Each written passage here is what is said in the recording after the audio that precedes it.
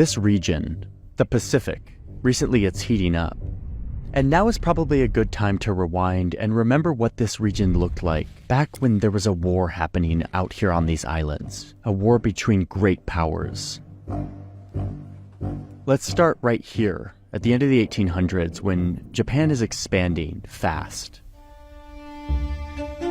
Conquering territory, taking the resources, becoming a powerful empire. The US doesn't necessarily like how aggressive Japan is being in their region, but they tolerate it.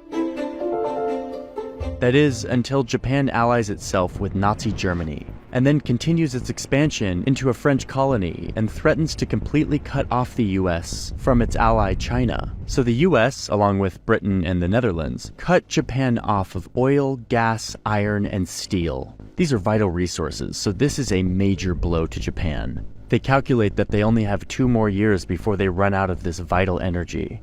They must act quickly, so they start looking further south, to land that is known to have a lot of oil. The problem for Japan is that this is all controlled by European empires. Japan makes a plan to kick out all of these Europeans and establish their own access to oil and metal so they aren't reliant on outsiders. And they sell this ambitious plan to their people by saying that they actually want to liberate Asia from European domination. So, in December 1941, they initiate this plan, sending ships and planes to drop bombs all over the region that they want to conquer. And to stop the Americans from coming to the Europeans' rescue, Japan has already sent a large chunk of its navy to surprise the Americans by bombing their navy in Pearl Harbor, Hawaii.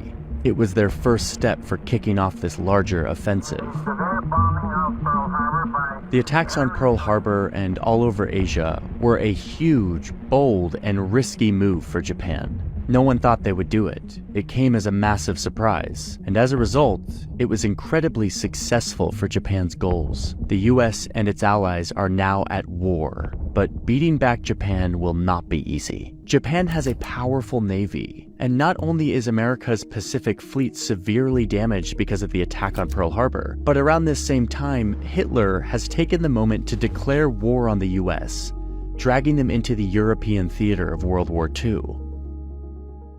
Over the next 7 months, Japan takes even more territory. The US has to surrender the Philippines, its foothold in the Pacific, and Japan forces capture and kill tens of thousands of American and Filipino troops in just one of what would become many horrific war crimes they commit during this war. By the middle of 1942, Japan has achieved its goals of kicking out European empires and securing for itself a massive empire full of resources. They're now self-sufficient. And they're growing. And they're not done. They're drunk on all of this success. And some military leaders want to keep pushing east, all the way to here, which would cut the US off from its big ally Australia. So they set their sights on this American base, located on a small atoll called Midway. If they could take Midway, the US would be so weak, Japan calculates, that they would be forced to settle this conflict, leaving Japan with all of this newly conquered territory. Alas, that's not what happened. In May of 1942, Japan sends a massive fleet of hundreds of planes, accompanied by battleships, cruisers, destroyers, and submarines, as well as 4 of their precious aircraft carriers. Now remember, this is World War II, and you can't really fight a war out here in the ocean without aircraft carriers, which enabled Japan's planes to land and refuel while fighting deep out in this ocean. Aircraft carriers are vital, so Japan is preparing to conquer Midway. But what they don't know is that American codebreakers in Hawaii have cracked Japan's encrypted communication and are aware of their battle plans days before the attack. This makes all the difference, and in a 4-day battle, the US defeats Japan's navy at Midway, destroying all 4 of their precious aircraft carriers in the process. The odds looked impossible, but when it was all over, the Japanese had suffered their greatest naval defeat in history. It's a huge blow to Japan's momentum, and from here, the US and its allies start to turn the tide on this war in the Pacific. So here's a problem for both sides.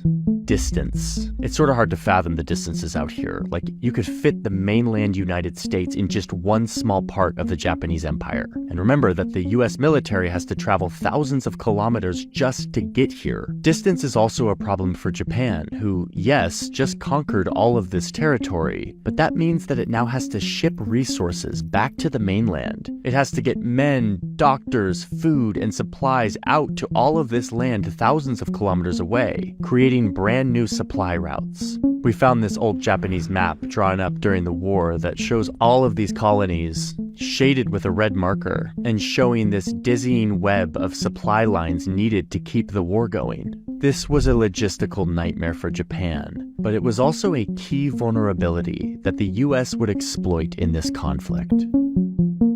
So the US begins cutting into the Japanese Empire.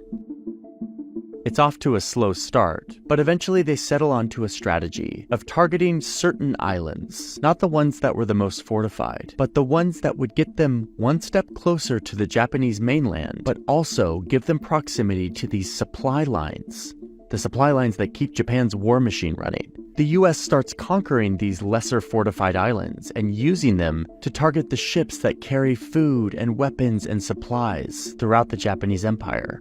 I found this data set that shows every merchant vessel that the US and its allies sunk during these years. It's a lot. American submarines alone would go on to sink 5 million tons of Japanese shipping and naval vessels. This strategy of targeting the supply lines was a game changer for the US, allowing them to weaken the Japanese Empire by targeting its cargo, like they did down here in this key Japanese military stronghold in the south of the empire. The US and its allies first conquered nearby islands, and then used these islands as a jumping-off point to target the supply lines. But instead of mounting an attack on this stronghold, the US focused on the supply ships that were bringing food, ammunition, reinforcements, and medical supplies to this stronghold. This left tens of thousands of Japanese soldiers stranded to die of starvation and disease. The US was able to take out a key Japanese base without having to fight a battle. The island hopping strategy was really working. And if you look closely at this map, you'll see that it allowed the US to bypass these heavily fortified Japanese islands, focusing more on cutting them off than trying to conquer them, while also getting the US closer and closer to the mainland. As 1945 rolls around, the US continues to beat Japan back. The two US forces converge to retake the Philippines. All these newly captured islands allow the US to deploy their new high-tech plane, the B-29 bomber. This thing could fly super high and deep into the Japanese mainland and drop 20,000 pounds worth of bombs. Japan is clearly losing by now, so they start to resort to more brutal tactics, like having their pilots fly their planes into US ships in suicide attacks, a deadly tactic that not only led to immense damage to the US Navy, but also had a psychological element, a realization that the enemy was willing to go to great lengths to fight back. But even so, Japan's empire continued to shrink, almost as quickly as it had expanded. But the closer the US gets to the mainland, the more brutal the fighting is becoming. For a variety of reasons, there's really only one path to invade the mainland. You have to hop along this southern island chain and invade from the south. So the US sets their sights on perhaps the most important island in the Pacific, Okinawa. Japan knows that the US is coming for Okinawa, so they recruit around 40,000 local men, giving some of them only spears to defend themselves. Together with the army, they dig tunnels and caves and trenches and bunkers. The army gives out hand grenades to civilians, telling them to commit suicide instead of surrender, warning them that the Americans will be brutal and violent to anyone they capture. Japan wants this battle to convince the Americans that invading the mainland is a bad idea. It's their last-ditch effort to avoid defeat. The US hits the beach at Okinawa, starting one of the bloodiest battles of the entire war. 82 days of violence that leaves a third of the population dead, a total of around 100,000 Japanese in addition to 12,000 American soldiers. And the US wins. They now control the most valuable island of them all, the island that will enable them to invade the mainland. But they're also left with a horrifying clarity of how serious Japan is about not surrendering, about fighting until the very end. Invading the mainland will be costly.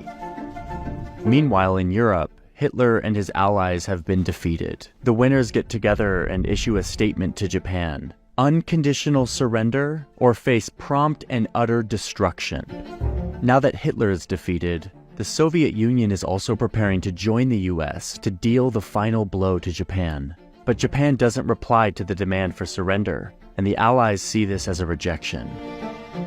Back in the US, in the deserts of the Southwest, the US has just successfully tested an atomic bomb.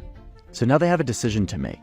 They either continue their momentum and invade the mainland of Japan and face not only Japanese soldiers, but civilian militias of potentially tens of millions of citizens ready to fight. And it would also involve the Soviet Union participating, which means if they won the war with the Soviets' help, they would have to split control and influence over Japan's empire after the war. Or, the second option was to use their new powerful bomb to swiftly end the war, with no more loss of American lives and much less Soviet influence in post-war Japan. They could do it on their own while also sending a message to the Soviets that they were the most powerful.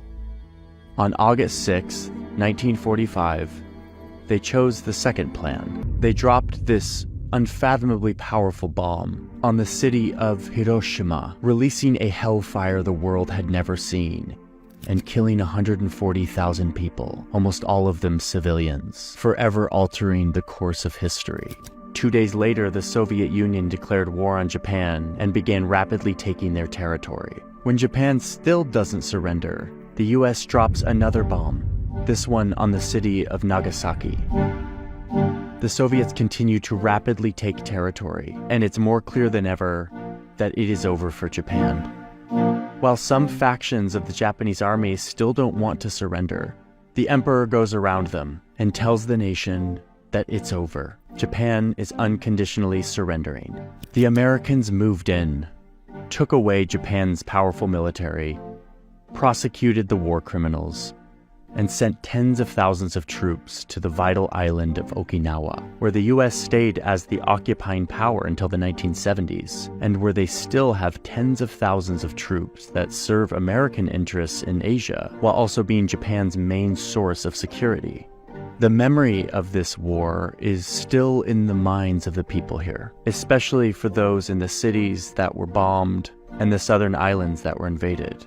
And as this region becomes tense again, Japan is now expanding its military once again, mostly down here on these vital islands.